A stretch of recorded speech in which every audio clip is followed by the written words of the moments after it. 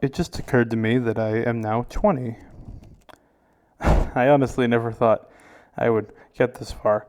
I thought I'd be dead by this point, to be honest. That was a common thought growing up. While in high school, I would constantly make bets against myself that I would not survive to reach the year 2020, which is a pretty stupid bet when you even glance at it. Like, I have nothing to gain from those stakes. If I live, I lost it. If I died, I wouldn't be around to pay myself for the winning.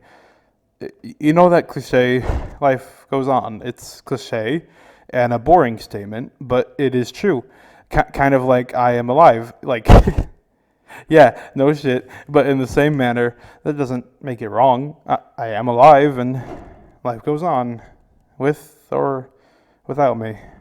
I think that was what scared me the most. As a kid, obviously, you know life happens when you aren't there, but growing up around the same people in your class, relatively, things didn't change that much. The pretty girl still sits next to you in biology.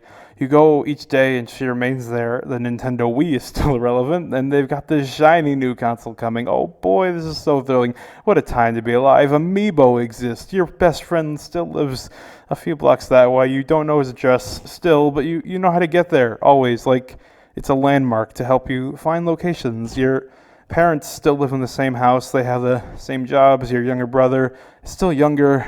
School's over there. This friend lives here. The pretty girl lives over there. It just kind of ends one day.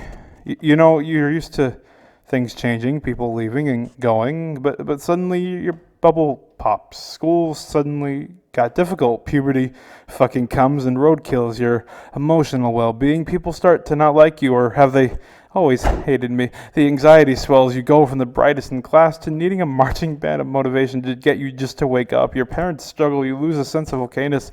People are depressed. They hate life, and all they ask of you is to just wake up and stand up and go up to the bus, keep up with your homework, and go onward in life up to greater things.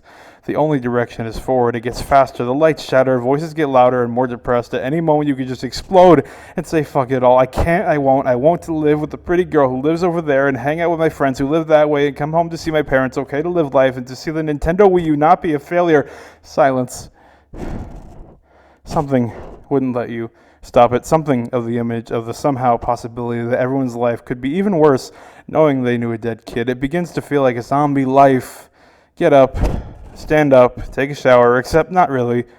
You just kind of sit in the shower, damning the world for creating you. You get dressed, debate if life really is worth one more day, decide yes, and then flip a coin to decide if you zombie it up at the building of school or fall back into bed, scared to death of the consequences of calling yourself sick day in and out. That went on for a while. It was nauseating, so deprived of life. I latched on desperately to anything that could spark joy. A new game. This is worth living for. It's okay. I guess the excitement dies once you buy it and turn it on and play it less than 30 minutes. Oh, this one lady at school, she's so nice in her text messages. Oh, no, I don't really talk to her in person. She's very busy. You know, I am very lonely and afraid. You know, from interactions from her, that feels good. Oh, yeah, I imagine texts from me every day would get annoying. Yeah, especially since I never really met you in real life. Real life. What a scary term to describe what you aren't experiencing. This never really just stopped. I never met a person that suddenly changed it all, nor did one thing that made me alive again, despite what 16-year-old me, 17-year-old me, 18-year-old me, and 19-year-old me would like you to believe. But over time, things did happen, little things. Well, I've been told retroactively they're little, friend loaning you his tie. Oh, maybe he doesn't hate me. Maybe I'm okay. Maybe he's got his cool new friend group. His tie loaning was very helpful. People came to my event. I just wanted to do. Wow, they were intrigued by the game. I got to show them it. I can do okay things, maybe sometimes. That guy hugged me because he was like, my game show, well, he did just win cash, he would be happy. There's a lot of that self-doubt. Life had gone on. The pretty girl moved somewhere worthy of her talents. All those friends graduated. Here I arrived to college. Oh, yay. New people. Hello, yes. Hi, you know I'm, from New York. Yes, computer science. Yeah. Hey, have you ever heard of this game called Ace Attorney? It felt the same to put it lightly. Still a zombie, hunting sparks of joy, moments where I could have the privilege to be happy, still chasing dreams that graduated years prior. Life doesn't just suddenly get better like I hoped, but there was this one person that did a whole bountiful of change. They never gave me a reason to doubt their genuineness. They put up with all the doubtful words. They wanted to hang out with me. What? I'm a great person. What? I don't creep you out with my existence. What? I'm good at cooking? Really? I'm smart? How?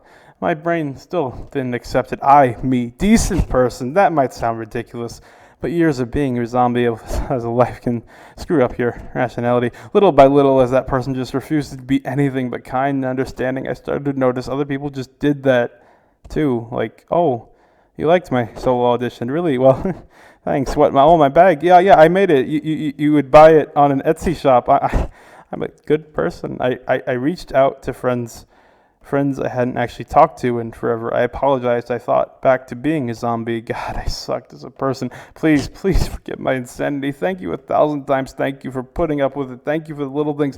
Oh, you don't recall me being a shitbag.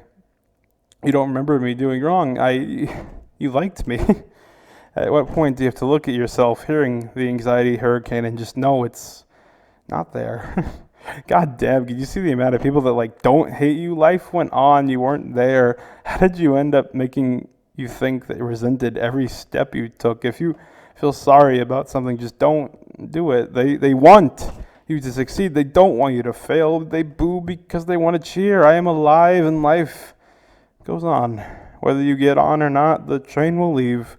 I am 20. That number doesn't really mean much, but it's a good time to reflect. There's all this life to live. Oh my God, I feel like a kid again with all this enthusiastic wonder. You know how many things there are in this world? All this food and music and movies I didn't know existed. All these books and cultures and games and philosophies, perspectives, projects, locations, people. I've been missing out on so much. It's not all gone. My mind is still full of hair and butterflies and all the nasty pleasantries in between. It doesn't have to hurt though. Life goes on. You might as well stay for the ride. You have a better place to be.